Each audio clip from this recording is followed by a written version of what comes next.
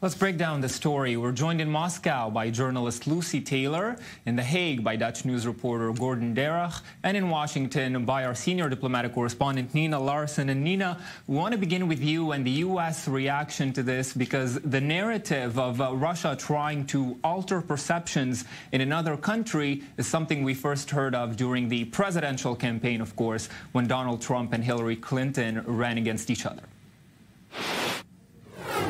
That's correct. Well, the main reaction we've had so far is from the U.S. Justice Department. They gave a press conference earlier talking about this indictment of certain Russian individuals who are accused of trying to hack into the World Doping entity.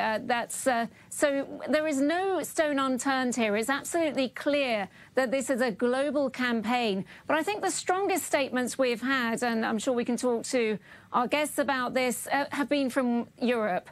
It's absolutely clear that the United Kingdom is putting forth a message that there's a very, very strong Western alliance. It's not only the UK and the Netherlands we're hearing from. We had a very strongly worded statement from the Secretary General of NATO earlier on Twitter, Jens Stoltenberg, him saying that NATO stands in solidarity with other key European powers against these kind of activities by the Russian government. And Gordon, of course, we think of the U.S. and the UK on the front line of this new cyber Cold War with the Russians. But the Netherlands has also had its tensions with Moscow in recent years. One big incident, of course, was the shooting down of the flight MH17, Malaysian Airlines flight in 2014, which had 200 Dutch people on board. It was flying from Amsterdam. And that has been, the Dutch government has blamed Russia on that and carried out a very forensic investigation into who was responsible. And the Russians have been dragging their heels at every stage and trying to undermine and discredit the Dutch investigation to that. So this is not the first time that there's been this kind of flare-up. And just as you mentioned, Gordon, I want to take this over to you, Lucy, in Moscow. This is not the first time that accusations like this have risen. This is a very vast revelation here by the Dutch security officials. But certainly accusations like this against the Kremlin have been made before. Still, the Kremlin's policy is complete denial. Yes, and I was at that Foreign Ministry briefing earlier when the Foreign Ministry spokeswoman dismissed these allegations, as you heard in the report there, calling them a fantasy, saying that the British authorities have vivid imaginations. And as you say, it's very much the language we've heard from the Russian government before: absolute denial, sweeping statements. We've had one in the last hour again from a Russian deputy here saying that this is designed by the West to entrench the idea of Russia as an enemy. And you can see why some of the Russian people might agree with that or believe that, because of the way this has been coordinated with Western governments. But what Russia hasn't done yet today, or really before, is break down these allegations and offer any of their own side of the story. Some of the Netherlands in particular gave quite specific evidence, photos and passport copies. We're waiting to hear from Russia how they explain that and what their side of this is. We haven't had that so far. Well, Gordon, as Lucy said, there was a lot of evidence especially in the Dutch revelation. But interesting, it happened back in April, and the Dutch have waited until now to expose it. Is there some talk there about the timing of this expose of the Russian effort?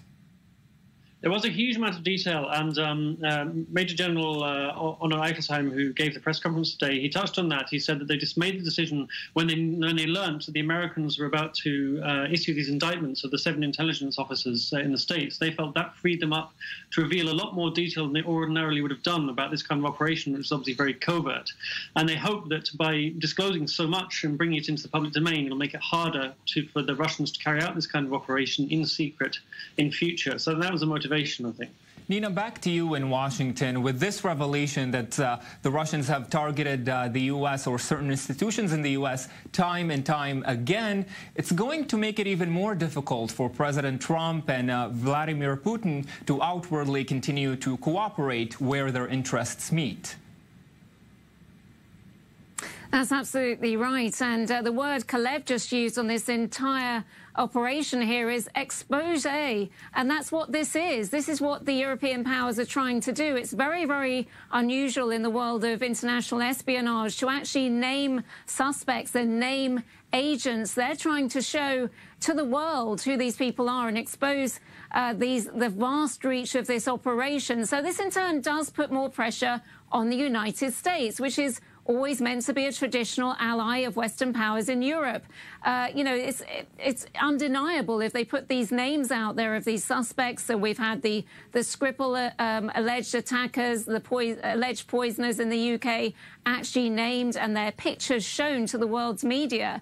And now we're seeing more and more exposure of the activities of the GRU, that's the Russian military intelligence wing. So this is very, very unusual, but quite deliberate, it seems, by the United Kingdom and Western powers to really exert pressure on the United States also to join them in exposing Russian activities. It's well known here in Washington, that attack on the DNC in 2016. But as I said, there seems to be no area that the Russians haven't touched here. They're targeting business, political institution, the world of media, even the world of sport. Yes, and I'm sure that there's lots more to come out. Nina Larsen in Washington, Gordon Darroch there in The Hague, and Lucy Taylor in Moscow.